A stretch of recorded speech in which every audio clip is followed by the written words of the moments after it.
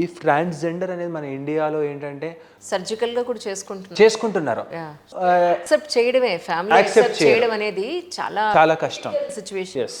So మాకు ఒక case ఉండే, వన్ సిచ్యువేషన్ చెప్తాను. అతను అగ్రికల్చర్ స్టూడెంట్, పూణేలో చదువుకుంటున్నాడు. పూణేలో హాస్టల్లో పెట్టిండు వాళ్ళ డాడీ ఏమనుకుంటున్నాడు, మా వాడు పూణేలో ఉన్నాడు అని అనుకుంటున్నాడు. కానీ అతను పూణేలో లేడు. అతను ట్రాన్స్జెండర్గా అయ్యి ట్రాన్స్జెండర్ టీమ్తోని ఆల్మోస్ట్ 1.5 year నుంచి వాళ్ళతోనే తిరుగుతున్నాడు. మేల్గా ఫీమేల్ కన్వర్ట్ అయినాడు. సో తిరుగుతున్నాడు.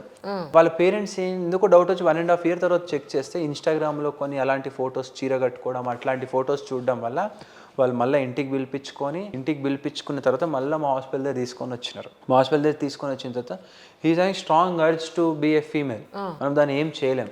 We can give therapies, we can try, but ultimately if is having strong desire మనం ఏం చేయలేం. We need to accept that. And us transgender అనేది మనము అంత నామోషిగా చూడాల్సిన అవసరం లేదు. దానికి అంటే బ్రెయిన్లో ఎందుకు అలాంటి థాట్ వస్తుంది? ఈ మేల్ బాడీ నీకు గడ్డం మేసం ఉంటుంది, ఫీమేల్గా ఉండాలని ఆలోచన అంటే ఇట్స్ బ్రెయిన్ డిజార్డరేనా? డిజార్డర్ కాదు, దట్ ఈస్ క్యారెక్టర్ అంతే.